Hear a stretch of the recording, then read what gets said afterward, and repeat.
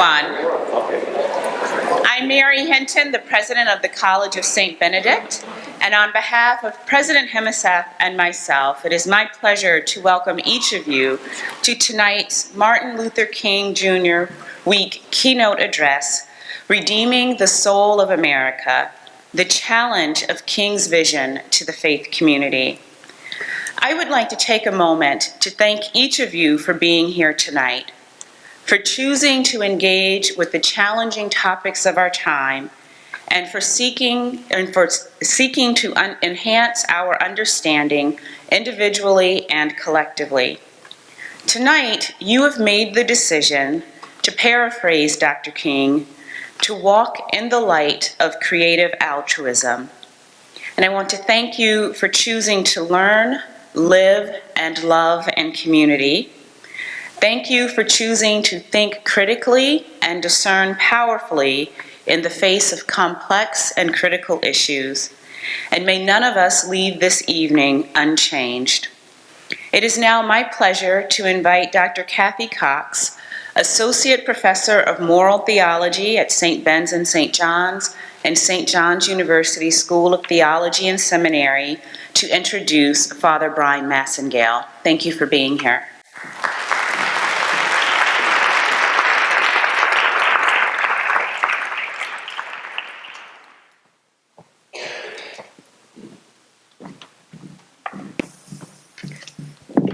Good evening, and thank you, Dr. Hinton, for your introduction, welcome, and continued leadership in helping us think about how to build inclusive communities.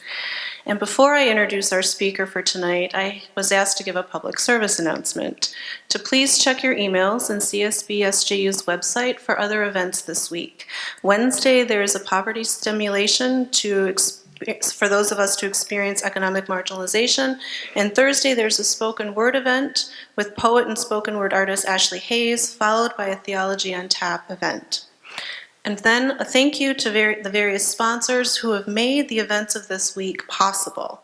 Academic Affairs, CSB SJU Campus Ministry Offices, the President's Offices of CSB and SJU, Student Development Offices of CSB SJU, our CSB Sustainability Office, the Cultural Affairs Board, Intercultural and International Student Services, the Coach Chair in Catholic Thought and Culture, Student Activities and Leadership Development, and finally, the Theology Department. So now, it is a great honor and privilege to introduce tonight's keynote speaker, the Reverend Dr. Bryan Massingale, who is a priest of the Archdiocese of Milwaukee, Wisconsin, and he received his doctorate in moral theology from the Academia Alfonsianum in Rome. I had to practice that a lot. He specializes in religious social ethics and teaches courses on Catholic social thought, African American religious ethics, liberation theologies, and racial justice. His approach to social ethics focuses upon the influence of religious faith as both an instrument of social injustice and a catalyst for social transformation. He is currently the James and Nancy Buckman Professor of Theological and Social Ethics at Fordham University in New York City, my alma mater, so thank you, where he is also the Senior Ethics Fellow in its Center for Ethics Education. And prior to his recent appointment at Fordham, he was the Professor of Theology at Marquette University in Milwaukee, where in 2009 he received that institution's highest award for excellence in teaching. When we think about his scholarship, he is the author of Racial Justice in the Catholic Church, which received a first-place book award from the Catholic Press Association, and he has also authored a major document for Catholic Charities of the United States entitled Poverty and Racism, Overlapping Threats to the Common Good. He has more than 100 articles, book chapters, and book reviews in both scholarly and pastoral journals, so very prolific. And his current research projects explore the contribution of Black religious radicalism to Catholic theology, the notion of cultural sin and its challenge to Catholic theological ethics, and the intersections of race, sexuality, in both social life and Catholicism. In addition to his service to the Academy as a leader in the field of theological ethics, Dr. Massingale strives to be a scholar activist through serving faith-based groups advancing justice in society. And in this capacity, he has served as a consultant to the United States Conference of Catholic Bishops, providing theological assistance on social issues such as criminal justice, capital punishment, environmental justice, and affirmative action. He has also been a theological consultant for the National Black Catholic Congress, Catholic Charities, the Catholic Health Association, the National Catholic AIDS Network, Catholic Relief Services, the Leadership Conference of Women's Religious, the Conference of Major Superiors of Men, and the anti-racism teams of Call to Action and Pax Christi USA. He is the recipient of numerous honors and recognitions for both his academic scholarship and advocacy for justice. Among these are 3 honorary doctorates, the Association of U.S. Catholic Priests Pope John XXIII Award for, quote, his tireless efforts to create a world where the dignity of each person is respected and protected. He has also received the Catholic Charities Centennial Gold Medal for leadership and service in the social mission of the Catholic Church.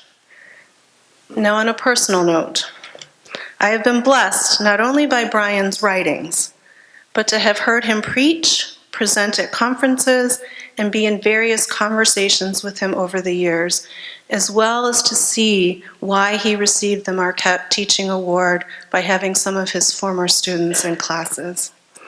In addition to what I have learned intellectually from him about the Black Catholic experience and how racism affects all people of color, he has, and I know, will continue to teach me about what it means to be white in America. I have become more aware that white discipleship carries great responsibility and obligation. It requires conversion from blindness to painful sight to clearer vision. Movement from a place of privilege to spaces of marginalization, where advocating for justice means stumbling frequently, asking for forgiveness, and sometimes getting it right. I have learned that the hard work of listening, learning, and moving out of a comfort zone to act for justice makes our shared theological endeavor pertinent in the world today. He has shown by example that justice work requires courage, with direct, piercing, tough, but graced words. And in those words, he articulates communally that lamenting the injustice of the world, seeking, advocating, and working for change brings forth hope and renewed energy for justice work. Since the work of justice is all of our work, I encourage you tonight to listen with the ear of your heart. Listen with your heads, your hearts, and your bodies. Be open to being uncomfortable and hearing the challenge of what it will take for all of us to participate in redeeming the soul of America. Please join me in welcoming the Reverend Dr. Bryan Massingale.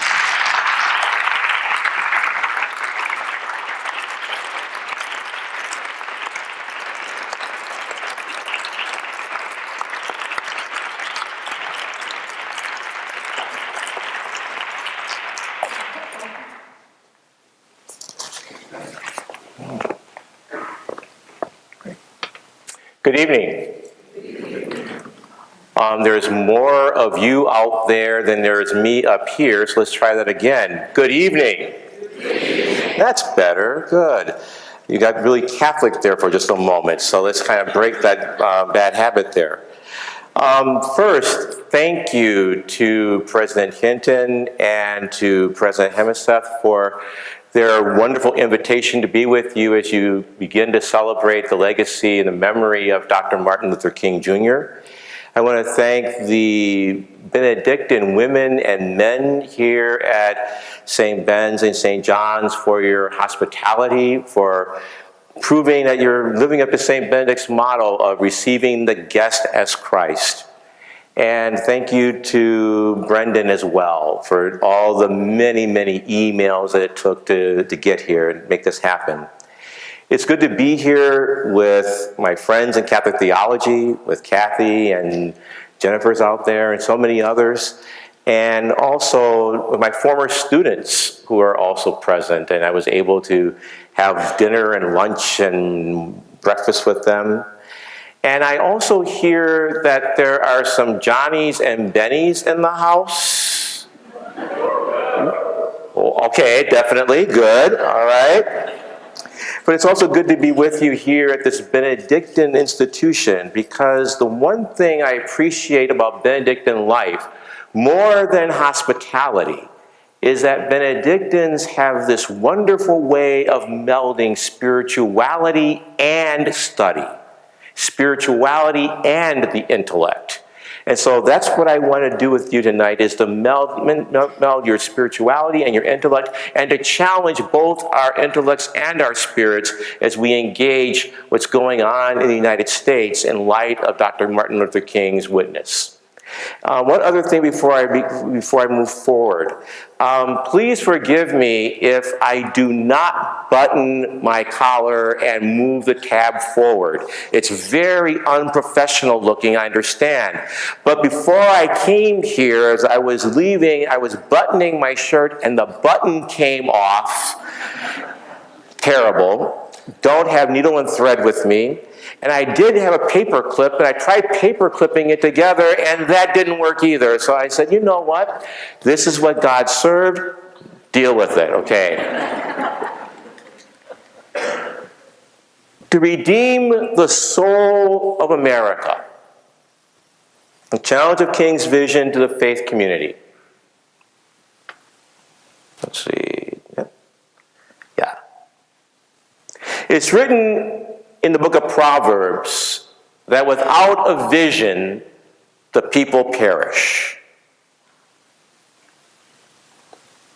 This theme of soul and vision came to me, and this inspiration came from a question that was posed to me in the aftermath of the 2016 election. I was on a panel dealing with the challenges of diversity in light of that election, and near the end of the hour-long conversation, the question was posed to me, given your analysis of the depth of racism in American society, what would a racially just society look like?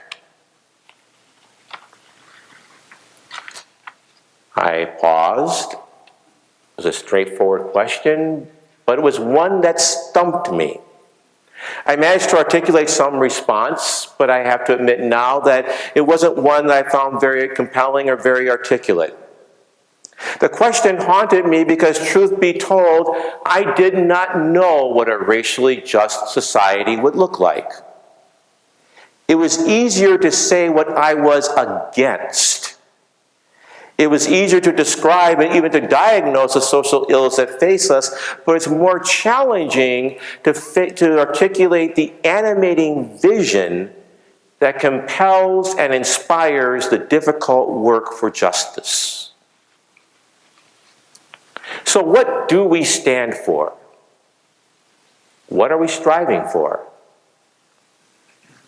What vision animates our pursuit of a society where we no longer use race or class or gender or religion or sexual orientation or gender identity as forms of stigma? What does justice look like? What does justice feel like? Such questions take us beyond abstract intellectualization. They take us into the realm of dreams, visions, ideals. As the African-American historian Robin G. Kelly notes, without freedom dreams, we don't know what to build, but only what to knock down. We know what we're fighting against, but what are we fighting for? And so that's my question tonight. What would a just society look like? And what is the vision of justice that activists and people of goodwill can strive for in the face of the many social evils that plague us at this difficult time in our nation's life? And so to answer that question, I'm going to retrieve the insights of the Reverend Dr. Martin Luther King Jr.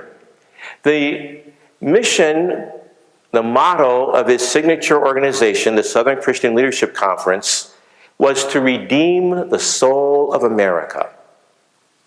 And that mission grounded his struggle against racial intolerance, against poverty, and militarism and war.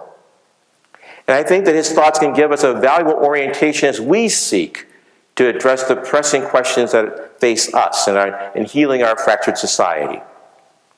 So, to tell you what I'm going to do, I understand that some of you are here because you've been bribed by the lure of extra credit. Yes? You can say yes. Okay, so we've got one really honest Johnny out there. The rest of you, you've been lured here by the promise of extra credit, right?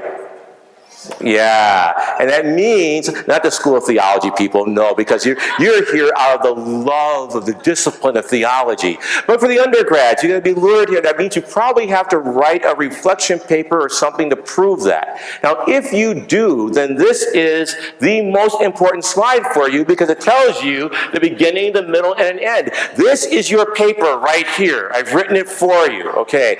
Take your cell phone out, take a picture of that slide, that's it. Because for the rest of you, the adults, you're here after a long day, and so the spirit is willing, but the flesh is weak. I've read that somewhere. So, what we're going to do, I'm going to first talk about Martin Luther King and what he meant by redeeming the soul of America. Then I'm going to talk about what is the soul of American society today in light of the Black Lives Matter movement and the 2016 election. What do these reveal about what is going on in America's soul? Then I'm going to return to King and talk about his vision for justice work.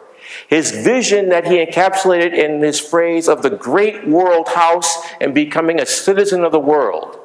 And then I'm going to conclude by looking at what is the challenge of that vision for the faith community and especially for the Catholic Church. What is that vision? What is that challenge of that vision? So now you know there's a beginning, a middle, and an end. So if indeed you happen to doze off or float away, you come back and you know where we are. Also, this is the Catholic slide. Why? Because Catholics like to do everything in order. Everything's in rubrics with big red print in the books. And so we know that's how we do it. However, I am the only Catholic in my extended family. Both my parents were converts to Catholicism. And so all of my aunts and uncles belong to the Pentecostal wing of the Christian experience. And so that means sometimes we may depart from the outline. And if that happens, it just means we're having a Pentecostal Holy Ghost moment. And we're going to just go with that for a little bit, but then don't worry, we'll become good Catholics again and get back on point. Is that okay with all of you? Okay, good. Thank you, because that's what's going to happen. So, all right. Beginning, middle, and end. So, let's talk about the soul of a nation. To redeem the soul of America. When we tell King's story, and the story of the civil rights movement generally, we too often describe them as if they were a quest to overturn segregation laws and humiliating practices in the South, because it was bad in the South. The rest of the country was doing okay, but the South was really, really bad. It's a very comfortable story of good guys, masculine use deliberately there, and bad guys. It's a story of where the good guys won. It's a story of relatively easy victories, and where the conclusion was foregone. And we tell the story in a very truncated way. And because we tell that story as if it were a past event, we don't really have to take King seriously. We treat him as if he were an artifact. We tell the story of American struggle with race in basically 4 easy moves. Blacks came here, we were slaves. Lincoln came, freed the slaves. Things were still bad in the South. Martin Luther King came, changed it. We elected President Obama, and now we're really, really good. And that's African American history in 10 seconds. The problem with that narrative is that it doesn't do justice to who King is, and it doesn't do justice to the true story. And it makes King into an ancient artifact that we read in black and white grainy videos. And we wonder, well, why would they keep talking about King today? Because after all, it's past history. And so I thought to myself, how can I make this real for the students I teach at Marquette and at Fordham? And a brainstorm came to me to imagine African American history as if it were a ruler 12 inches long. And if you do that, looking at, so I have to stay in the white circles here. From the time African Americans arrived in what became the United States in 1619 up until 1865, we lived in a period of enslavement. That's 7.5 inches of the ruler. And by enslavement, we mean being in a situation where African Americans were literally property and only counted for 3/5 of a person for the purposes of census taking and for taxation. That ended in 1865, so you're wondering, why do we keep talking about slavery? Because that was the majority of the African American experience and what we noticed in the United States. There was a brief period called Reconstruction, about 1 inch of the ruler. It came to an end with the Supreme Court decision in 1896, Buzzley versus Ferguson, which enshrined the principle of separate but equal, which was never equal. Where we had legalized mandatory segregation in all aspects of the life, and what was going on by law in the South was carried out by custom in the North. That was for a period of about 2.5 inches of the ruler of Jim Crow. Jim Crow America only came to an end in 1968. And from 1968 to the present, you have a period of what we call formal legal equality, about 1 inch of the ruler. King's ministry takes place here. It's only 1 inch away. Now, why am I making a big deal about that 1 inch? You're living in Minnesota. I grew up in Wisconsin. And for all of a hot minute, like 3 months, I was a Boy Scout. My career as a Boy Scout ended when I had to go winter camping. And I said, camping outside when it's 15 degrees in a tent, there are other ways of getting merit badges. But one of the things we had to learn was, when is it safe to go out on the ice? And so we had to memorize a rule as a Boy Scout. 1 inch, keep off. 2 inches, one may. 3 inches, small groups. 4 inches, okay. It's only when the ice is 4 inches thick that it's safe enough to go out on the ice. If you go out when the ice, if it's any less than that, then the ice cracks and we fall through and terrible things happen. Why am I telling you that? Because as a society, we are skating along on ice that's only 1 inch thick when it comes to racial justice. The ugliness of the past is not past. And during times of great social stress and strain, we should not be surprised when the ice cracks and all the ugliness underneath comes rushing through, because we have far more experience as a society of ugliness than of any kind of formal equality. Note, I said, in times of stress and strain, the ice cracks. And we wonder why we are experiencing what we're experiencing in our society today. Because the ugliness of the past is not that far removed. And the things that King was fighting against are deeply embedded in the American experience and the American psyche. So why do we need to talk about King? Because one, King is not that far removed from us. The second reason why we need to talk about King is because he articulated a compelling vision to help us understand why we are where we are. To redeem the soul of America. We don't understand King because we misrepresent what King's movement was all about. King wrote the words to redeem the soul of America on the window of his organization's headquarters. He viewed the mission of the civil rights movement as the transformation of society, not simply social change. The thrust of his phrase was clear. From the beginning, King saw that the civil rights movement was engaged in something deeper than legislative change or challenging social practices, as important as these were. For such laws and practices were merely the external signs of a much deeper reality or malady that needed to be addressed for real change to occur. King was basically interested in the subterranean meanings and values that animated the visible social institutions, laws, and customs and policies of the country. All too often, what we have done as an American society, we focused on changing the externals, getting more inclusive policies, getting more just laws.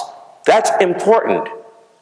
But King's insight was if you don't attend to the underlying soul of a society, and you simply change the externals, this underlying stuff would find expression again in other external forms. The ultimate goal of King's movement was the spiritual and moral renewal of the nation. King knew that without moral transformation, racism would just mutate into different forms even after legal segregation was dismantled. So what did King mean by soul? For King, soul meant the essence, the vitality, the animating center of a person or a group. Soul for King was what affects a person's decisions and behaviors. Soul was what gave a group a sense of meaning, the values that animate a group, that inspire them, that become expressed in the externals of language and art and education and music. King said it's possible to change externals, but without what he called soul change, without a moral and ethical transformation, when in other places he called a revolution of values, without that, the underlying soul would simply find expression in new laws and new social customs. So let's rehearse what I'm just talking about. To redeem the soul of America, the goal of the civil rights movement was not simply to march so that we can integrate bus counters or lunch counters and buses and schools. All that's great. I'm wonderful. I'm thankful for it happening. But his insight was if we don't attend to the underlying set of meanings and values, to the essence and animating center, then we'll keep finding ourselves in situations like we are in 2018 and asking ourselves, why are we still dealing with racism today? And King's insight is that we've focused on changing the externals of society. We haven't attended to the animating ideas and values And without interrogating this, we'll simply keep replicating this over and over and over again. With me so far? You're being very Catholic. With me so far? Yes. Okay, good. Thank you. So, with that background then, let's move to point number 2, and that is, what are these animating values in the American experience, in the American soul, that lead us to racial injustice? What is it about America that needs a revolution in values? What is America's soul? What is the set of meanings and values that inform our social practices? Now, this is obviously a very complicated question. So what I'm going to try to do is answer it by looking at 2 pivotal events: the Black Lives Matter movement and looking at the 2016 election and what that says about America's soul.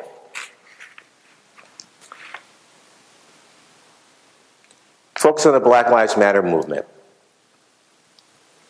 In 2015, I was honored by the YWCA with their Eliminating Racism Award, and they asked me to give a talk to explain to a secular audience, what's a religious person like you messing around with racism? And I was asked to speak in light of the many, many, many deaths of unarmed African Americans that have stained our nation's life in the last few years. We've seen their names, we've heard their names, but let's take a moment to recall them into our presence, to bring them here with us now in this room. Trayvon Martin, killed while just walking home and eating his candy in the rain while being stalked by what he called a creepy adult. Dontre Hamilton, a case close to me because it's from my hometown of Milwaukee, a 31-year-old man who was simply sleeping in the park but suffered from paranoid schizophrenia. When the first cop came and looked at him, saw, well, he's just sleeping in the park, no problem. A second cop came, saw him, and poked him with his baton, and because he's paranoid schizophrenic, he woke up from his sleep, thought he was under attack, and the officer shot him dead 15 times. Eric Gardner of Staten Island, killed for selling untaxed cigarettes. His last words, "I can't breathe," became one of the mantras used in the Black Lives Matter protests. John Crawford III, shot while shopping for his son in a Walmart store just outside of Dayton. Walked around the store carrying a toy gun. He looked suspicious. They called the police on him, and the police came and shot him, and his last words were supposedly, "But it's not real."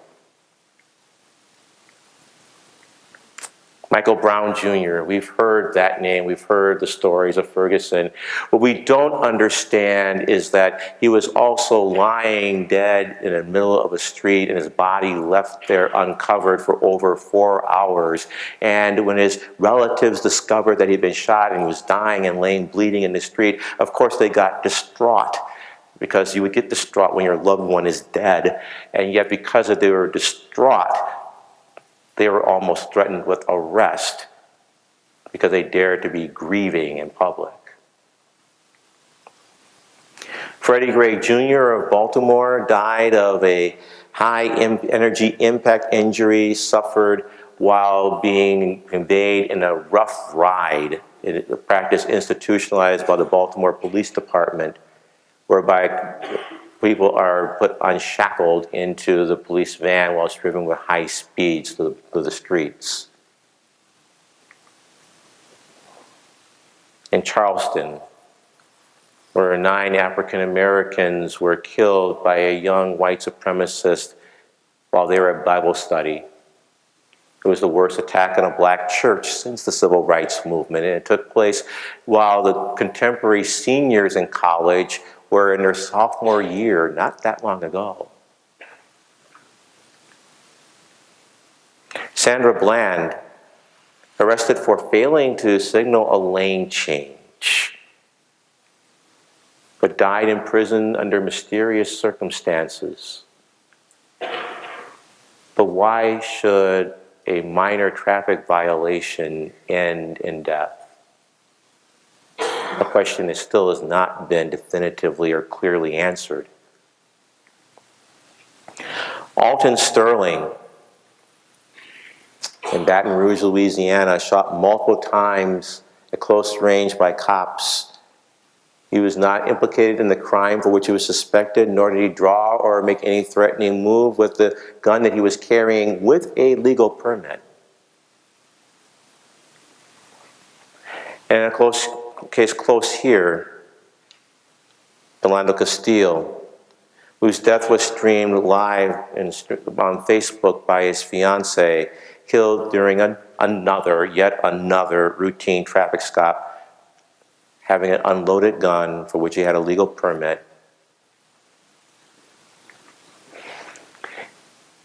We are not dealing with a Minnesota problem or a Louisiana problem or Wisconsin problem or a California problem. We're dealing with an American problem, an American issue.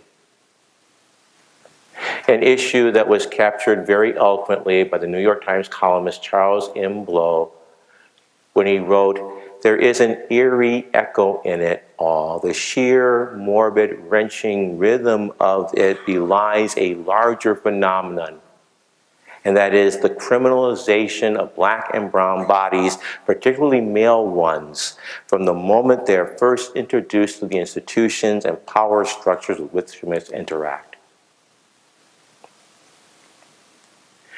But, and I always have to do this when I talk about Black Lives Matter, Black Lives Matter is not anti-police, because that would make it, again, too easy to say it's just a bunch of rogue bad cops. No, the police are not aberrations from what's going on in American society. Rather, they represent what's going on. Because those who study the issue say that what's going on is the effect of social conditioning, where police recruitment training policies and training and practices and overall racism in society conditions police and many other people to assume that black people are violent to begin with, and thus we perceive danger in situations with African Americans that we would not perceive with whites in other similar circumstances. Because of our conditioning. And that points to something that's deeply troubling in the soul of America. But as troubling as all of these were, for me personally, the most disturbing episode was the death of a young child, Tamir Rice, who was a 12-year-old boy doing what 12-year-old boys do, sitting in a park on a swing playing with a toy. And he was dead within 2 seconds of the officer's arrival because someone saw a dangerous person sitting in a park with a gun.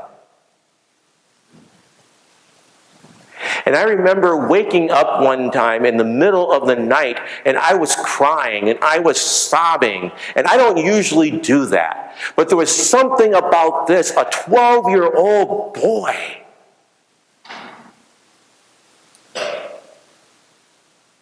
What is it about this country that we can't look at children and see them as us? And so that night, when I gave my speech to the YMCA, I said something like this. I said, Something catastrophic is happening in our country. And I don't only mean the morbid, wrenching, almost incessant killings of black young men and boys. These deaths reveal a deep malady at the core of America, a coldness, a callousness, a soul-warping disease. For racism is a soul sickness. The deepest reason I have chosen to be a Catholic ethicist who focuses on racial issues stems from my understanding of racism. We can understand racism as a political issue, as a sociological phenomenon, but for me, at its deepest level, racism is a soul sickness. It's a profound warping of the human spirit, one that enables human beings to create communities of cold, callous indifference to their darker sisters and brothers. Stripped to its core, racism is that interior, disturbing disease that enables people to not care for those who don't look like them. To quote a fellow scholar, the real meaning of race comes down largely to this: is this someone I should care about?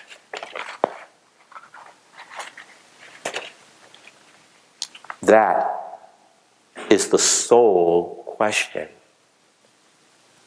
The indifference in our society toward those who do not look like the majority. What does it have to do with King? King diagnosed this indifference, and he said it stemmed from a deep ambivalence in the psyche of America concerning people of color. He talked about America having a divided soul. He spoke of this indifference by pointing to a fundamental ambivalence in American people. He said that Negro and white have fundamentally different definitions of equality. For most whites, equality is a loose synonym for improvement. How often I'm in conversations about race and people will eventually say, well, things aren't as bad as they used to be. Is it we're supposed to be happy with a little bit of progress? Or as Malcolm X would say, I know we're not talking about Malcolm, we're talking about King, but Malcolm X would say, if I stick the knife in 12 inches and you pull it out 6, don't expect me to be grateful. King noted, white America is not even psychologically prepared to close the gap. Essentially, it only seeks to make it less obvious and less painful, but in most cases to retain it. Why?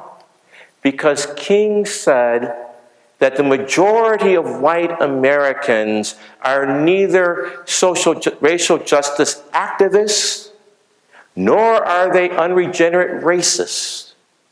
Rather, he says that the vast majority are suspended between two opposing attitudes. They are uneasy with injustice, but unwilling yet to pay a significant price to eradicate it.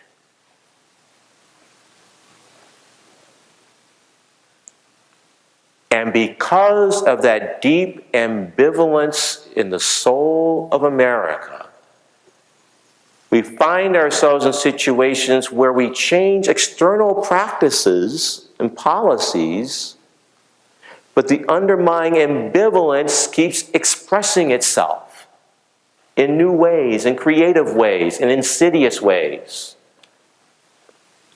So the National Opinion Research Council talked about this fundamental ambivalence in America by saying that most whites do endorse equality of opportunity in the abstract. If you ask most white Americans, do you support equal opportunity for people of color, they would say yes. But they also discovered that most whites endorse it less, far less, when it involves either close or frequent social contact with people of color, or if it involves significant numbers of blacks, or if it leads to blacks being promoted to positions of significant power and decision-making. In those situations, we endorse equality of opportunity far less because of this deep ambivalence in the American soul. So they concluded that most Americans have a desire to denounce blatant injustices, but yet want to preserve a situation of white social dominance and privilege. To put it bluntly, most white Americans are committed to both interpersonal decency and structural inequality. Interpersonal decency, so we know not to use the N-word, at least not in mixed company. We know not to call people names. We know how to be decent and polite to each other, but we're also not willing yet to address the deep structural questions for responsibility for mass incarceration and mass maleducation that affect too many communities of color. And that deep ambivalence means that we're going to keep circling back and keep talking about racial justice in 2018 and 2019 and 2020 unless we have the courage, as King did, to look deep in the soul of America and undergo this revolution of values.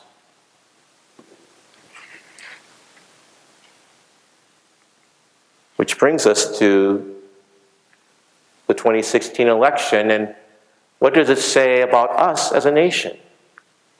Again, we're trying to get at what's the animating soul? Why did it redeem the soul of America? So what does the election of Donald Trump reveal about the soul of America? Now, before you get all uncomfortable, because I know I'm speaking in rural Minnesota, and I was told, you make some folks uncomfortable. I said, well, the story of my life. Google me, you figure it out, okay? That's what I do. But I want to make sure you're nervous for the right reasons. Because I'm going to argue that the issue is not Donald Trump himself. Donald Trump is a symptom of something far deeper that's going on in our society. The challenge is, what does he say about us collectively? Like it or not, the current president has tapped into deep American fears, especially our fears of the stranger. That not politically correct part of us that only likes people who think like us, act like us, pray like us, talk like us, look like us. And so people who support him say things like, he talks the way I do. He says out loud what I'm thinking. He says in public what I say at home. He puts into words how I feel. He talks the way people do at their kitchen tables. We heard that in reference to his response last week of using expletives to describe people from Haiti and Africa. Well, that's the way people talk in their kitchen tables. That doesn't make it right. But it also says something, if true, it says something about us. To put it another way, I think that Trump represents our national shadow. Shadow is taken from Jungian psychology. And it refers to that part of ourselves that we know is true, but we don't want to admit it to ourselves or to others, unless it's late at night when we're staring at the mirror, when we've had maybe one too many drinks, and we look at our lives and we say, why is my life such a mess? And you look at it and say, it's because there are parts of myself that I know are true, but I don't want to look at or deal with. And Trump represents that part of America that we know is true, but we don't want to look at. He epitomizes our reality TV culture. I know we don't like watching, to admit that we watch reality TV. I'll admit that one of my guilty pleasures is watching The Real Housewives of Atlanta. Nene, gotta love her. But there's something about reality TV, and that is that the truth doesn't matter in reality TV. Truth is whatever you can say with enough attitude and snark and conviction, and that's what's true on reality TV. Trump represents our reality TV culture. He also represents our tendency to prize entertainment as news and spectacle as reality. When the president of CNN was criticized during the primary for this wall-to-wall free coverage they were given to the presidential candidate Trump then, he was reportedly said, "Well, I know it's bad for the country, but it's good for ratings." He epitomizes our collective anti-intellectualism and our collective impatience with thinking, with difficult thinking. After all, higher education is under attack today because you just need higher education to get a job. Who wants to think deeply about the world? Which is why Benedictine education is so countercultural, because Benedictines at their best prize education for the sake of education and for thinking deeply about our world. And so I'm so grateful that places like St. John's and St. Benedict still exist, because they're needed now more than ever. He epitomizes our practice of short-term thinking and our addiction to immediate gratification. He didn't come out of nowhere. He reflects something that's deeply true about our country. He reflects the ugly American who is entitled and special in a way that others are not. The point being that the issue isn't Donald Trump as a person. The issue is, what does he say about us? Especially given the tendency of many people to simply excuse the manifestly harmful things he does. Why? Because perhaps he's an exaggeration, but he's not an aberration of tendencies that run deep in the American soul. Our shadow, as we witnessed events this summer in Charlottesville that we haven't seen since King was alive. And King would argue we're seeing these events because we've settled for surface changes. But we've never had the courage to interrogate what's at the core in the American soul. And I couldn't leave this without saying that Charlottesville wasn't past history either.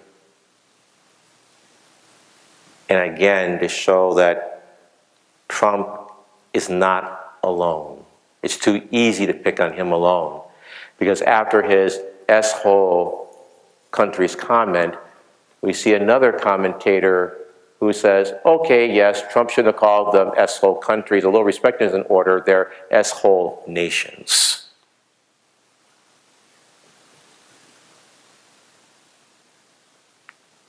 Again, this is not an anti-Trump speech.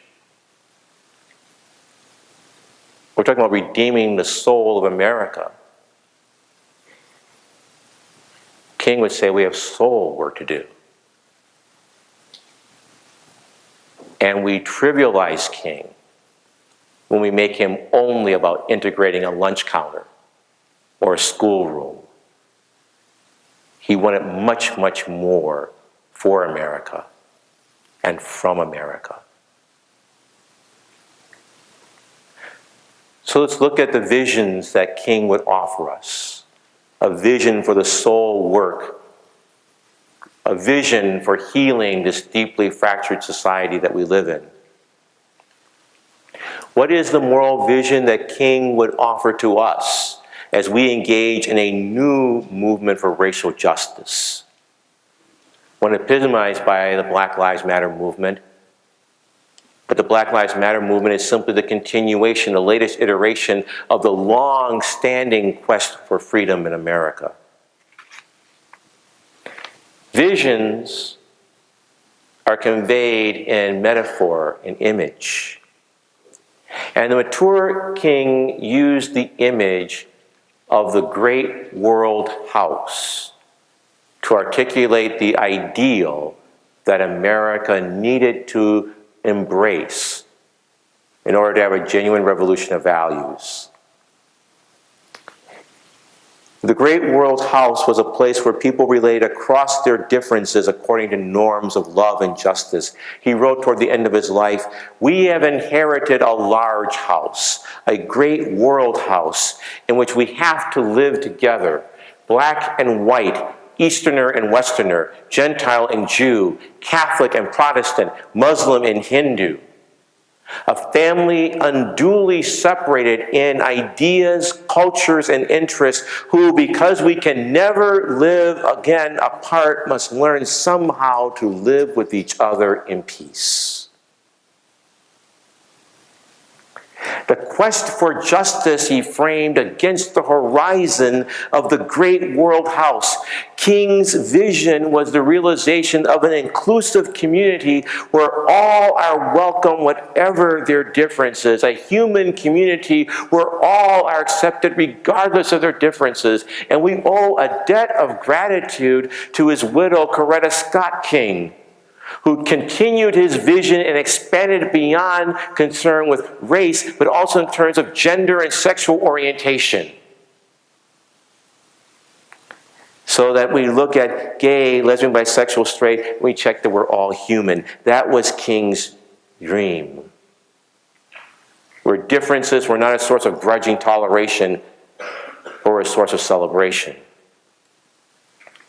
The great world house entailed embracing a new identity, becoming a citizen of the world, whose loyalties transcended tribe and race and nation and religion. King used this vision of the great world house toward the end of his life to say that if we're going to have authentic racial justice in the United States, then we have to wage a simultaneous struggle against not just racial injustice, but also economic exploitation and the pursuit of war or militarism. Because his insight were these evils were so interconnected that to have an effective struggle against one required engaging the other two as well. Because what united all three was at their core, they're united by the pursuit of profit and greed. And that was the evil that needed to be interrogated and eradicated if we're to move beyond where we are into this vision of the great world house. Now, it sounds like really nice and really idealistic. And because it's nice and idealistic, and we'd say, well, it's not very practical, and so we want to tend to dismiss it and say, well, it's just a naive dream, a pipe dream. And King would answer, no. No one suffers injustice or runs the risk of death for an abstract idea. No one puts up with humiliation and pain and ostracism for an abstract idea. We do so because we're captivated and drawn by something that's bigger than we are. By something that's beyond where we are. That's something that stretches us beyond where we are now. And you can't do that with simply intellectual ideas. You need something that goes deeper and speaks to our very soul. And that takes us into the realm of metaphors and dreams and visions.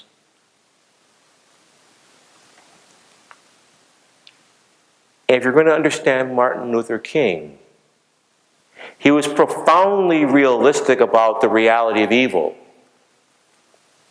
But he realized you can only confront evil with soul force. By being compelled by something that's bigger than you are. By the dream of what he called the beloved community. By the dream of what he called the great world house. And if we're going to heal our society, then we as a people need to adopt a new vision, a new hope, grounded in something much bigger than most people articulate, and certainly most churches. Ooh, now we're getting to the good part. I want to talk about the implication of King's vision and its challenge for the faith community. When I teach my courses on social justice, one of my students raised their hand once and said, Father Massingale, you don't talk like any priest I know. And I said, why is that? Because I'm good looking or because I'm making sense? And he said, well, no, just making sure you're paying attention. Yeah, he said, because most priests don't talk bluntly about what's going on in our world. And then we wonder why people don't go to church. I'm going to give you my bullet point first and then develop it. We need not just to redeem the soul of America, we need to redeem the soul of organized religion and the soul of American Catholicism. And we cannot redeem the soul of America unless we're willing to reclaim the soul of organized Christianity and U.S. Catholicism in particular. And part of the problem we face is that organized religion and Christianity in this country and U.S. Catholicism are not immune from the soul illness of American racism, but in fact are deeply implicated and complicit in it. We must not forget, or to put it another way, we cannot escape the fact that many white American Christians, including a majority of white Catholics and the overwhelming majority of white evangelicals, supported the candidacy of Donald Trump regardless of his denigration of immigrants. And expressing what his own party of his own leader, Paul Ryan, the Speaker of the House, said he exhibited textbook racism, quote unquote, during his campaign, but yet for the majority of American Christians, that was not disqualifying. Why not? Let's look at the soul of American Christianity and the soul of U.S. Catholicism in particular. When we look at the Catholic Church in the United States and we look at how its dominant approach to racial justice, we see that it is characterized by four major features. I talk about these in my book. You can read it and get more insight. The first is that it's characterized by a focus on personal acts of conscious racial malice, which cut both ways. In other words, everybody can be racist. Sounds like the both sides rhetoric that we've heard some politicians use recently. It's focused on an over-reliance on treating people with courtesy, decency, and respect. That we just have to give people more education and encourage dialogue, as if racism was a matter of miscommunication. If we learn to how to talk better with each other, we wouldn't have racial injustice. There's a profound suspicion of independent African-American agency in leadership that marks the dominant Catholic approach to racial justice. I'll talk a bit more about that in a moment. But the most important feature of the American Catholic Church's official approach to racial injustice is that it's marked by the Catholic Church's self-understanding of itself as being a white institution. So let's talk about that. Back in 1975, Black Catholic leaders gathered to consider what the Black Catholic contribution was going to be to the country's celebration of its bicentennial in 1976. One of the leading Black Catholic authors of the time, Cyprian Davis, who is now a Benedictine, of St. Meinrad's Arch Abbey, who has now gone home to God, he wrote, "When you analyze the church's own documents, it's obvious that the Catholic Church has always perceived itself primarily as being a white European immigrant community. And when on significant occasions the church had the occasion or the call or the opportunity to break from that understanding and to affirm the humanity and dignity of black people, it invariably backed off in deference to the sensitivities of the white Catholic community.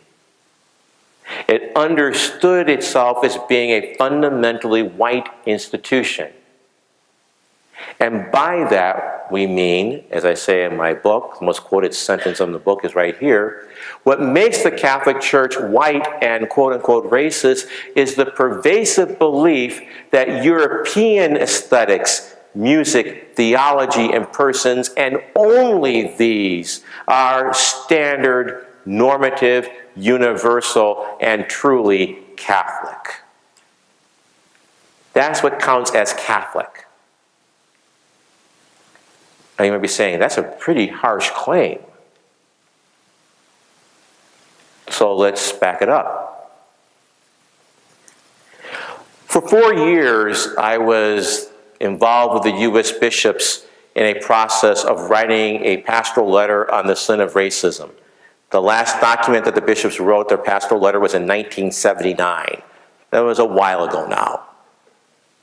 So they wanted to update it. And so for 4 years, I worked with them, wrote 4 different drafts of the document.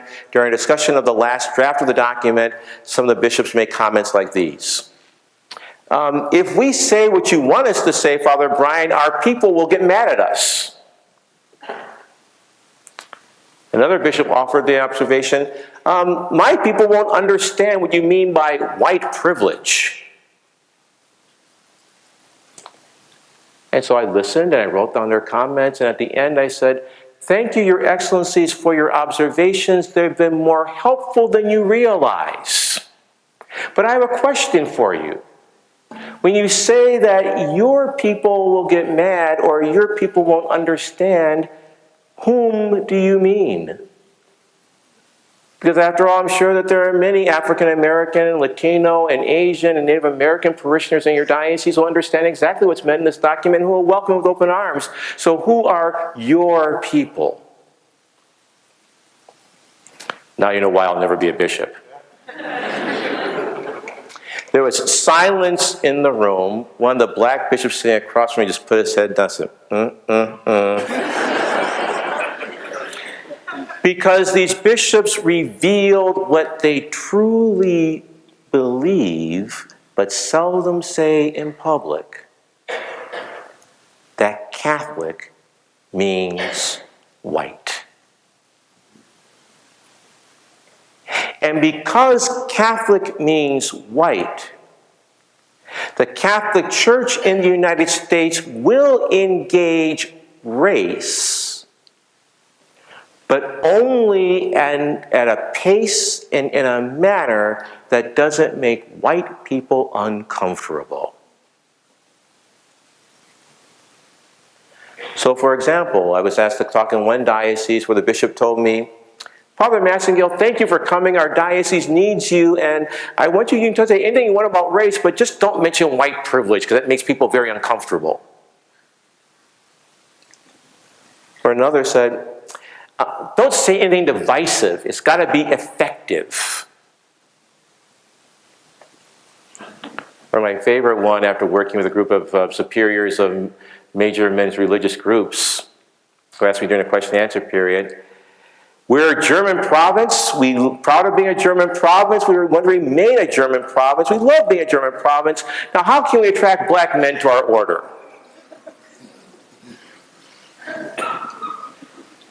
And I thought about that for a moment and said, you can't.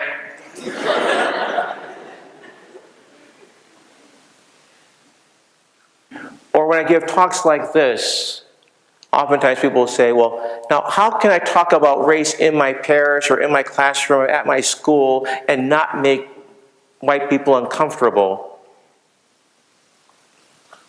And my challenge is, Why is it that the only group in America who is never allowed to feel uncomfortable about race are white people? Why is it that my discomfort or the discomfort of others never gets factored into the equation? Because of our self-understanding of ourselves as being a white institution. Oh, by the way, this is one of the recently ordained, the photos of the recently ordained in the Archdiocese of Minneapolis, St. Paul. Yeah, that kind of tells you the story. But not only that, in the Catholic Church, not only does Catholic mean white, but white means holy. This became clear when Pope Benedict visited the United States and offered a Mass during his pastoral visit in Washington, D.C. The theme of the liturgy was celebrating the cultural diversity of the Catholic Church. And the readings for the Mass began with the account of the descent of the Spirit from the Acts of the Apostles, where the Spirit enabled the world's peoples to hear the gospel proclaimed in their own languages. The prayers of the faithful were offered in a variety of languages. The presentation of the gifts of the offertory was accompanied by spirited Spanish singing and gospel music, at the end of which the commentator on the official Catholic Cable Network, EWTN, opined, and I quote him, "We've just been subjected to an overprinting display of multicultural chatter, and now the Holy Father will begin the sacred part of the Mass." Note the distinction, the opposition between multicultural chatter and sacred. And that statement was never officially challenged and still has not been officially challenged by any Catholic bishop. Because for many of our elite leaders, multicultural chatter is sacred only by exception.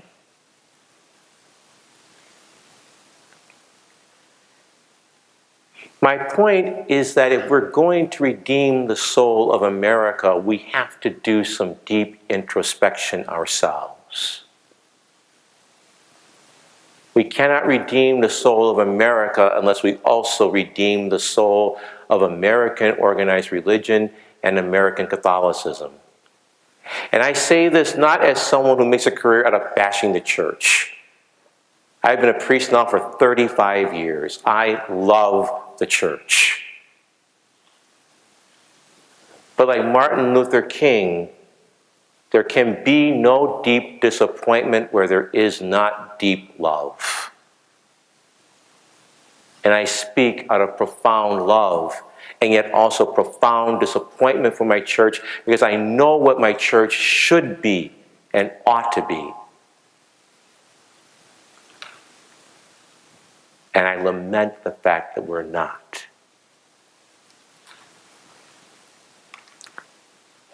Catholicism has its own deep racial ambivalence. In 1979, the bishops of the United States said that racism is not merely one sin among many, it is a radical evil which divides the human family, and to struggle against it demands an equally radical transformation in our minds and our hearts, as well as the structures of American society. In the aftermath of Charlottesville, I was interviewed and I said, if racism is a radical evil, where's the evidence for that in our Catholic concern? Where is it in our Catholic catechesis, in our Catholic seminary formation? If we really believe it's a radical evil, then it calls for a radical response. And that's something that we have not seen, unfortunately, in the Catholic Church in the United States. We have this deep ambivalence between what we say in our rhetoric and our words. We suffer from an atrophied social imagination, where we're far more eloquent about making sure there's conformity to the Catechism of the Catholic Church and the Code of Canon Law. We're far more willing in some certain quarters of the Church to instill forms of personal piety and devotion that are divorced from social concern. But that's not what we're called to in our deepest levels. Pope Benedict, I'm quoting Pope Benedict because Pope Francis in some quarters gets a bad rap. So let's go to Pope Benedict. He said that our task is not to be about personal piety and devotion, divorced from social concern. It's about the making of disciples and creating joyful witnesses of passionate charity. That's how we redeem the soul of Catholicism, and that's how we redeem the soul of America. And that's not some radical priest, black priest from New York talking. That's Pope Emeritus Benedict XVI. Take it up with him if you don't like it. The exact quote comes from Deus Caritas Est, God is love. Because in the end, only love is credible and creates, we need people who can proclaim the gospel with clarity and courage, with transparency and action, and with the joyful, passionate passion of charity. And if our piety does not lead us to that, it is not authentically Christian and it is not authentically Catholic.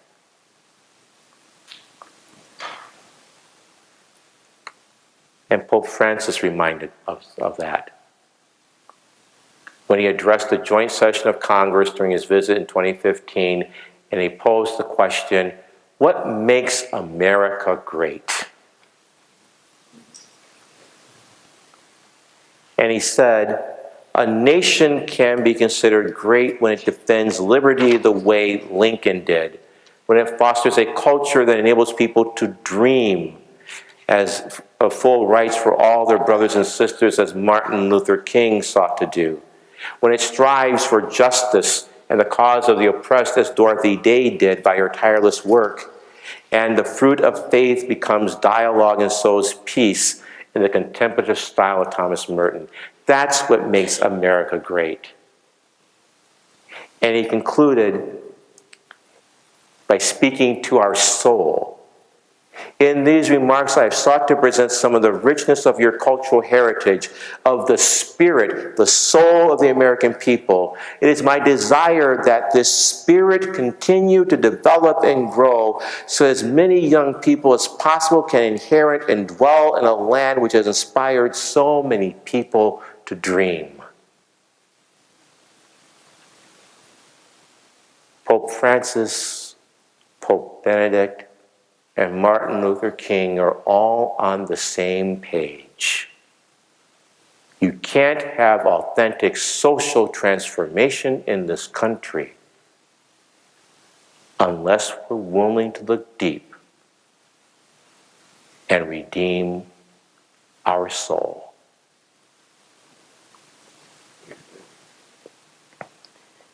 He concluded his address by simply saying, God bless America. And may that blessing accompany us as we answer the call to redeem the soul of America and to reclaim the soul of organized Christianity and U.S. Catholicism. We do so with the hope that inspired Martin Luther King when he said, invite us to the long and bitter but beautiful struggle to make a better world. He never said it was going to be easy. He was a visionary, but he was also a realist. He repeatedly said there are going to be some difficult days ahead. But he went on inspired by the fact that in the struggle for justice, we do not act on our own, but we act with a sense of cosmic companionship, he said. Because when we act for justice, we are not just doing our work, we're doing the work of God. And so I conclude tonight by offering the last words from my book. If you've not read the book, this is how it ends, right here. As we look at the memorial of Michael Brown Jr. lying in the middle of the street where he died. In that book I wrote, social life is made by human beings. The society we live in is the result of human choices and decisions. That means that human beings can change things. What humans break, divide, and separate, we can, with God's help, also heal, unite, and restore. What is now does not have to be. Therein lies our hope and the challenge. I thank you.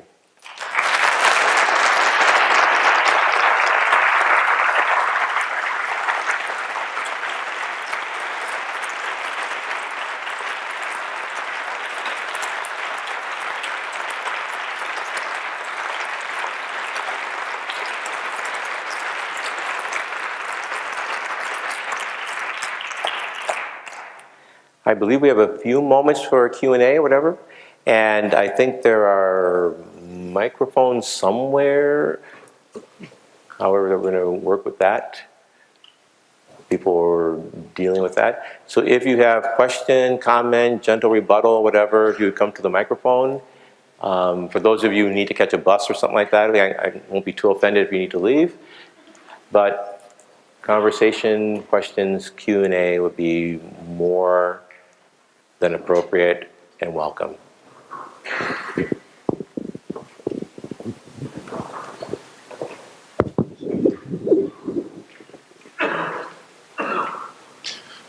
So if Donald Trump is our shadow,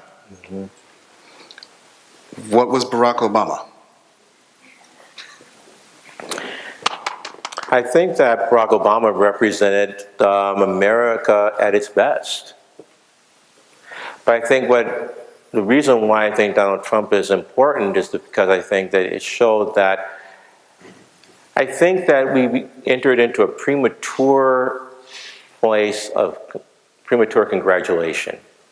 Remember, shortly after President Obama's election, there was this talk about we were living in a post-racial society, and that we've, turned the corner, or it's a new age of race relations.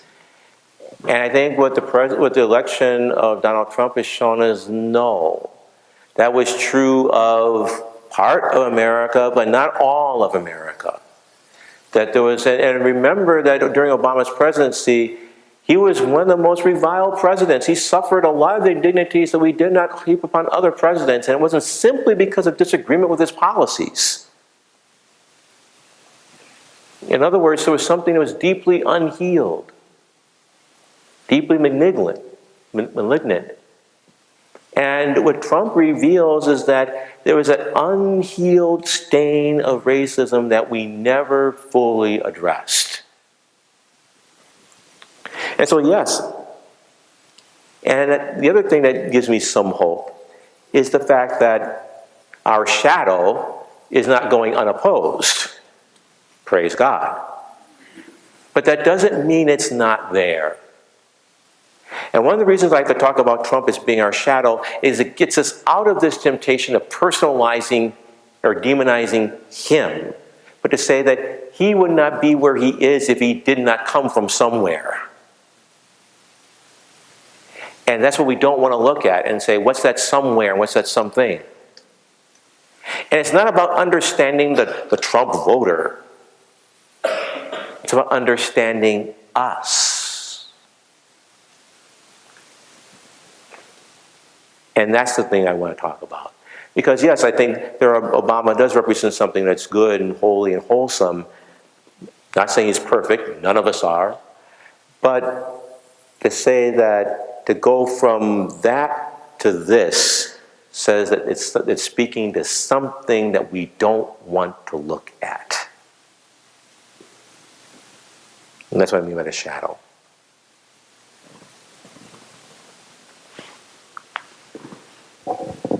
So I grew up Catholic my whole life down south in Texas, and what you've said tonight about the whole thing and how the Catholic Church is like a white institution, and how it's really interesting to see this, because I growing up, because I'm clearly white, and haven't really thought about it on this kind of a level. And so my question to you is, two questions actually. Why did you become a priest? And with as messed up as the Catholic Church is seeming to be from your presentation, because really that's bad. This is bad. I know I love teaching undergraduates. Please go on, yeah. And then why do you choose to stay in the religious order? Thank you for those questions. Great. Wow.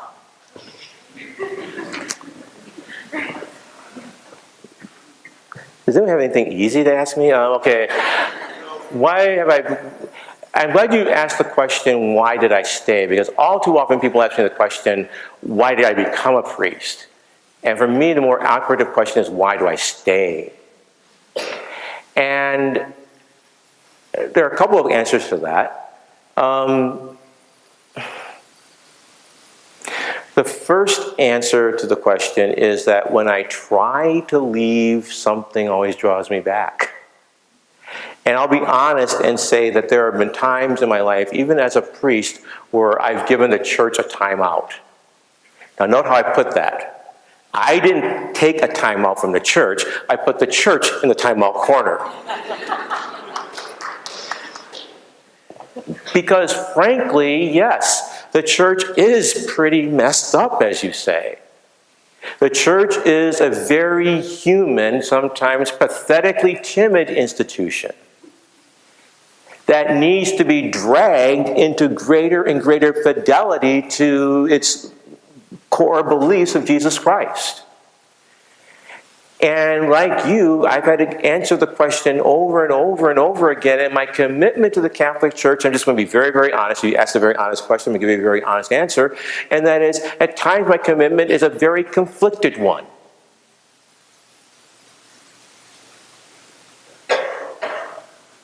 And for me, the only way I can stay in the church with integrity is by being a person committed to its transformation. And so I choose to stay in the Catholic Church because the Catholic worldview, Catholicism, really speaks to me. You know, I love sacraments. I mean, I really do. I love the sacramental symbol system. I love the idea that ordinary things reveal God. I mean, what other religion has bread and wine and smoke and oil, and we say that reveals God to us? What other religion has this kind of sense of the goodness of creation? And a religion at its best affirms that there's a harmony between faith and reason. You don't have to leave your brain at the door of the church when you enter, unless you're listening to a bad homily, then you leave. But the Catholic worldview speaks to me powerfully. The Catholic Church is very sinful. But again, there have always been holy women and men who have risen as a counter voice and called the church to deeper fidelity. And so for me, the only way I can remain in the church with integrity is by being committed to its transformation. Realizing it's a very conflicted decision. But what helps me to do that also is because I know that I'm not alone. That I know there are other women and men who believe in what I believe. And I tell people the reason why I'm an advocate for racial justice and why I'm a staunch defender of the full inclusion of LGBTQ people in church and society, I don't do that despite being Catholic. I do it because I'm Catholic. Because I believe that the God of Jesus Christ, this is who Jesus is. And sometimes it means speaking truth to power, and sometimes it means speaking truth to the leaders of the Catholic Church as well. And so your question is a great one, and so thank you for it. And my honest answer is that, yes, at times it's a very conflicted one. There are times when I've had to put the Catholic Church over there in a corner and say, okay, you know, when you behave yourself, and when I feel strong enough, I'll get back to you with that. But I eventually come back to it because I believe this is where Christ wants me to be. Fundamentally, it's a vocational call. And the only way I can do it with integrity is by being committed to its change. So thank you. There's a question over here. Thank you for your insights. I especially like the ones about the need for looking at structural inequality as opposed to just discussion and education. But for me, it's too easy to think about structural inequalities focusing on laws and policies, which you pointed out was the surface. So what is it that we need to be going for structural inequality that's below that surface of laws and policies? Okay. Part of it is that, as I say in my book, racism grips us viscerally. It's a question of identity. In other words, the reason why the call to racial justice is so deeply resisted isn't simply economic or political. It's a matter that people feel that their identities are being threatened. So, for example, what's going on with the anti-immigration fever in this country isn't the fact that immigrants are taking jobs, because there's no objective evidence for that, and the only jobs that many immigrants are taking are the jobs that most of us wouldn't do anyway. So let's be honest about that. What's really going on is that because the complexion of the country is changing, it's threatening how we understand American to mean or to be. And that kind of threat to identity is visceral, and it cannot be addressed simply through rational conversation or rational discourse. We have to engage a kind of discourse and symbol system that gets not just at our heads, but can speak to our guts as well. And that's where religion has an entree. That's where spirituality has an entree. Isn't that what spirituality does? Is it tries to get at the deeper recesses of the human person. And so I think, especially for Catholics, my God, we have symbols that speak to the deepest level of the human person. That's why I get so mad when I go to a baptism and I hear the priest say something like, now we're going to anoint the head with oil. Anointing means this. It's like, no, you can't put what anointing means. It's not an equal sign. It means far more than we can put into words. And so what I would really love to do, I'll give you a concrete example. In South Africa, the most powerful, in an area of apartheid, the most powerful arenas for social protests were at funerals. Because funerals were the one place where both black and white could gather together on terms of equality. It was legally permitted. And so it was the one place at funerals where black and white, even though one was in a situation of privilege and the other was in a situation of social stigma, where they could gather together, and no matter where they were, they could grieve not only over the death, but they could grieve over the situation of their country. What would it be like if in Catholic parishes we had services of genuine lament and grief? If we had rituals where we could just simply name the pain of living in such a fractured society? What would it be like if we had rituals where we could gather together and say, we're messed up people? And that's not so far-fetched. The Jewish community does it every year at the High Holy Days of Rosh Hashanah.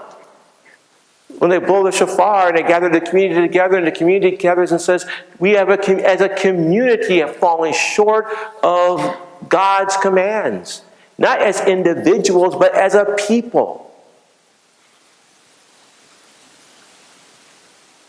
And if we did that regularly, and with the best of our ritual and worship, then we could create a community where we begin be doing the soul work I'm talking about. That would give us the energy to work for social transformation and change.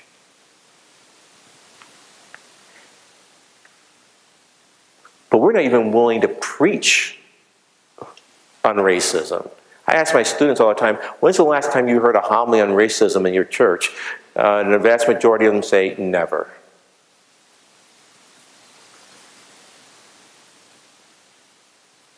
That's first, but then it's not sufficient. We need to create rituals of real repentance and conversion and transformation, and then we'll begin to do the soul change. Because after all, the civil rights movement, all those protests were ritual. It was ritual. And that's what gave people the courage to go to jail. And the courage to work for transformation despite opposition.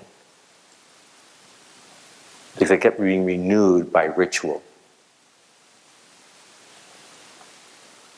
We don't trust it because we think with our rational brains. But no social justice movement for transformation has ever succeeded by being overly intellectual. It doesn't work. It can't work. That's what we need to do. Hi. So first I just want to say I'm sold on your ideas about, I guess, just the way you presented the fracturing of the country and whatnot. We live on a campus that has, you could say it's a microcosm or a reflection of things happen that are a reflection of the big picture. My question's pretty simple, I guess, but I do want to frame it in a sense. You at one point mentioned that there was an overemphasis on dialogue and education in certain parts of tackling racism.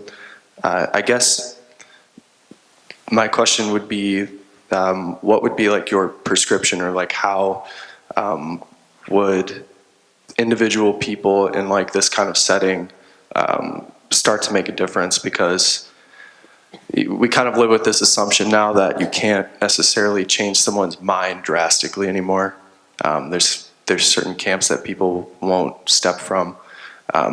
And I mean, I was also just struck by the ruler analogy of time, and I wonder if it's not just a matter of waiting until there's 4 inches. You know, is it just a matter of enduring for a certain period of time before we move past all of this? Thank you for your question. It's really great. Let me tackle your last question first about it's just a matter of time. King was asked that repeatedly during his life, and he said, we have this understanding that we call the myth of automatic progress. And he said there's nothing magical about time. He said human progress never rolls on the wheels of inevitability. It only happens because of determined action and persistent pressure. That there's nothing magical about the passage of time. It's not just a matter of enduring and just waiting for the dinosaurs to die out like me, because that's the other thing I get in my class.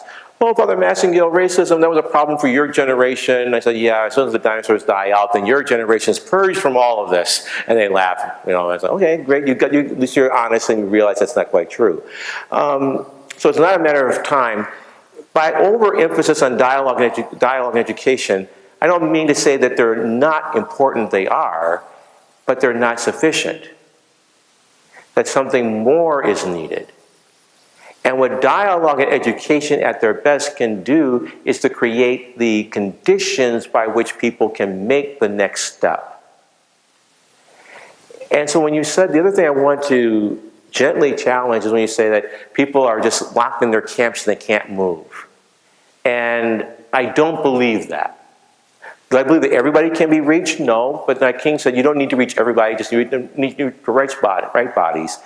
But I'll tell you a story, and I'm telling on myself a little bit here, because I taught a course at Marquette called Christian Faith and Racial Justice. And one year at the beginning of the course, I looked at the student list of those who were enrolled, and I noticed that the president of the Young College Republicans was enrolled in my course. And I said to myself, in all honesty, I said, oh, shoot, or something like that. I said, why is he taking this class? And the first part of the semester, he basically, his MO in class was never to directly challenge anything I did, but always to try to sow reasonable doubt in the minds of the students. So he always raised his hand, and he always would take what I said and give it the worst possible interpretation. And so every day before I went to class, I'd pray, okay, Jesus, just get me through this. Jesus, please help me with this. And it took one of my students, my other students who was in class, and I was walking across campus with her, and said, I'm really glad so-and-so is in our class because it's people like that who need to hear this. I said, duh, yeah, that's right. So then my prayer stopped being all about me and was like, okay, God, in whatever time or way, help him be what he's going to be. And there came a point in class where he got quiet. He didn't say a word. I thought, okay, I've lost him. And it went like that for about 4 weeks, so a good part of the semester.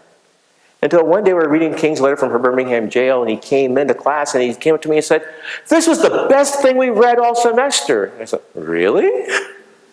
And he participated in class, he showed he had read the document, and it was like, wow, what happened?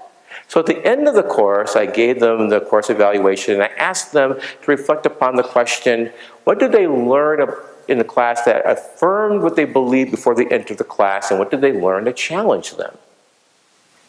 And I'll never forget his response. He said, nothing I learned in this class affirmed anything I believed prior to entering it. He said, you may have noticed that I was really quiet. And I got quiet because I realized I had to shut up and just listen.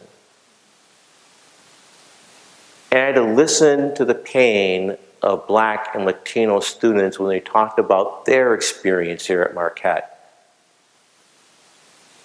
And when I listened to them, things began to change. And then he said, I still leave this course as a conservative Republican. But now I understand that in addition to being a conservative Republican, I have to be a good Christian too.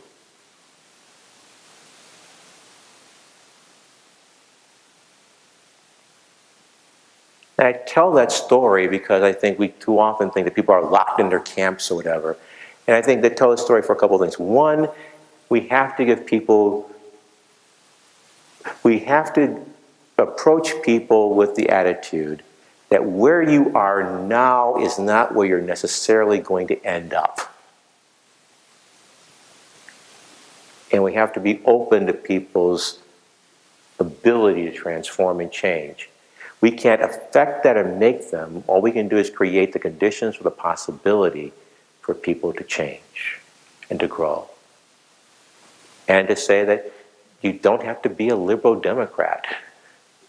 You can be a conservative Christian, conservative Republican who also sees the need now to be a good Christian. So thank you for your question. I really appreciate it. Last one? Okay, you're it, sir. Thank you. Hello, sir. I'm a little bit shaken with emotion because I didn't expect to walk in the room and be confronted with images of fallen brothers and sisters. But I have a question because there's students on our campus who are stricken by the pace of our Catholic institution, our PWI institution, stricken by the pace of which we are progressing towards a more of an inclusive and equitable atmosphere on our campuses.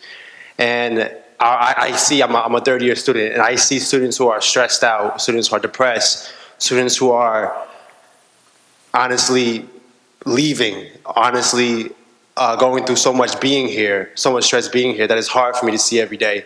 So my question is to you, what do you say to those students? A lot of people who come to a CSBSU, the people who come to speak to CSBSU are speaking to students who are usually of the majority, who are usually white students, who are usually white faculty, who are usually white administrators. What do you say to our people of difference on our campus who are not okay with the pace of our university, of our college, of our institution?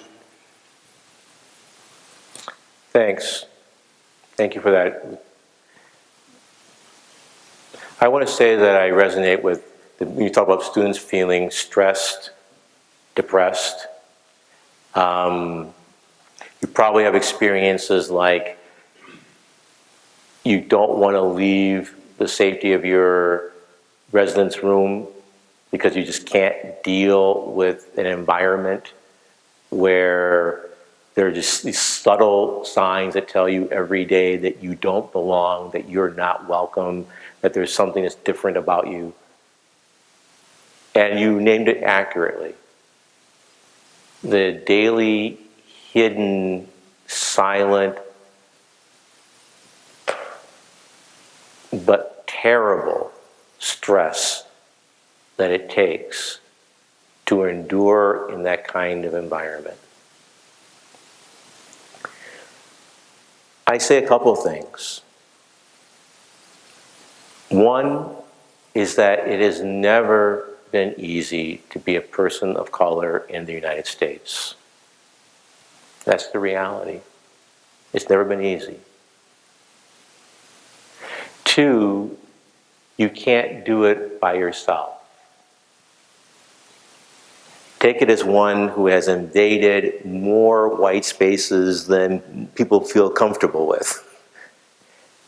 I don't do it by myself. I do it sustained by people who love me and care for me.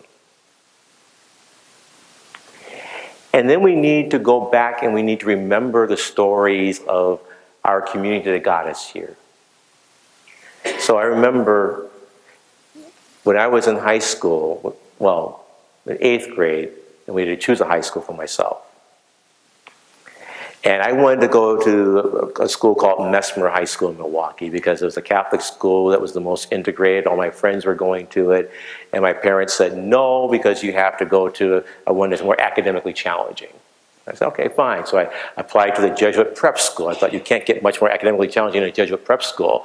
And because it was all boys, my mom had a problem with that. And so I said, okay, fine. So then we went to a school called Pius High School on the south side, the white side of Milwaukee.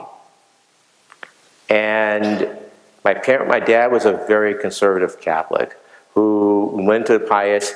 All the priests were wearing their collars, all the nuns were wearing their veils, and my dad was like, you're going here. And I'm like, oh. There are 2,000 kids in the school, and so with my dad, you can't tell him no. No. You have to be more subtle about it. So he subtly got the idea I was not really excited about this, and said, Brian, what's the problem? I said, Dad, there are 2,000 kids in that school, only 20 are black. High school is hard enough. Why should I go to a place where I'm not welcome? And my dad told me something, and I was 14, but he told me something I never forgot. He never said I was wrong. What he said was, Brian, your mom and I thought about this, and we're convinced it's the best place for you. And then he said to me, Brian, there are lots of backwards people in this world. And you have to decide if you're going to run your life or let them run it for you.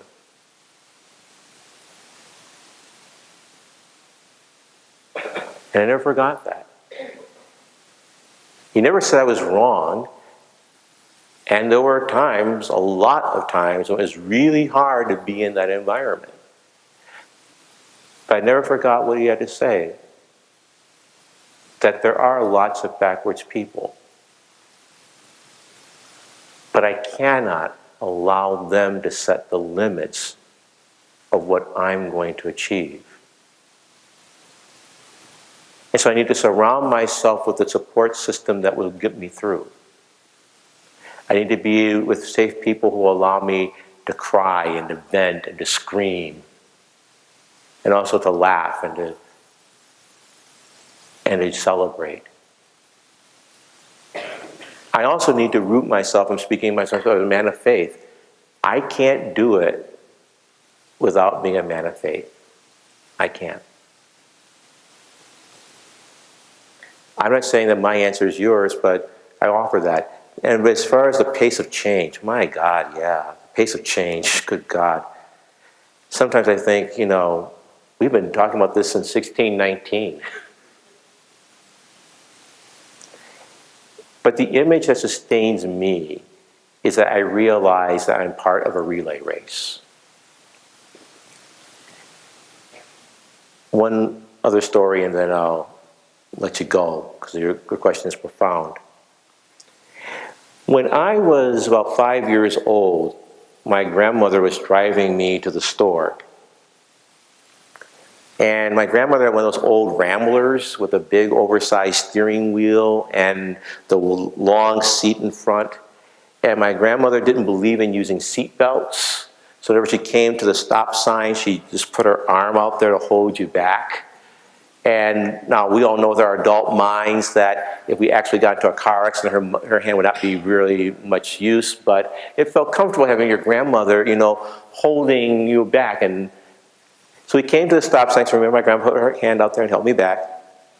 And we stayed stopped for the longest period of time. And I said, Grandma, where are we going to go? So we're going to the store. She's going to buy me something. So I said, Grandma, where are we going to go? And she says, oh, we'll go, baby, as soon as the people stop going by.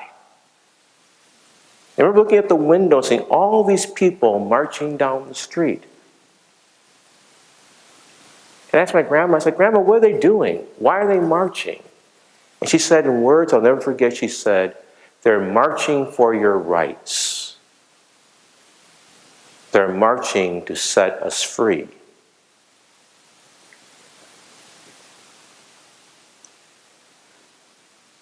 Those people who are marching, and they were marching at the time for open housing in Milwaukee, this is in the 1960s, they didn't know that there was this impatient kid that just wanted to wait for them to get out of the way.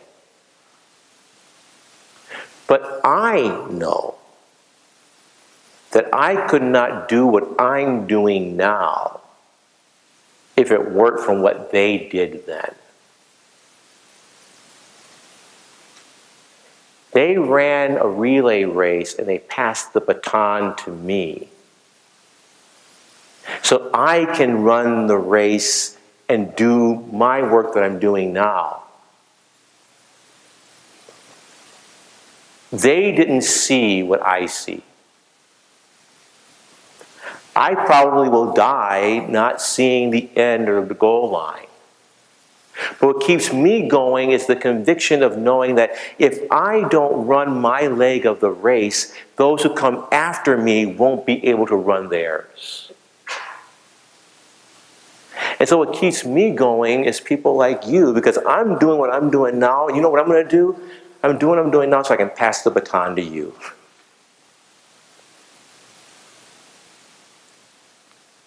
And what keeps me going is just the realization of knowing that if I don't do what I'm doing now, then there's no way that you can do what you're going to need to do.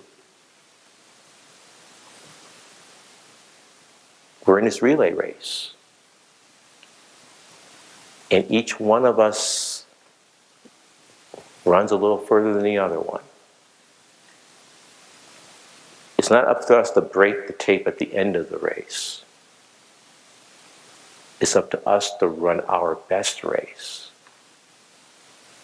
so those who come after us can run theirs. That's what sustained us from 1619. It made it possible for me to be here, for you to be here. And so I'm not saying don't feel stressed. That's human. But don't do it by yourself either. But don't give up either. Because we need you. And that's why I'm running the race that I'm running. Okay? Yes. Love you, man. Thank you all for staying. Thank you.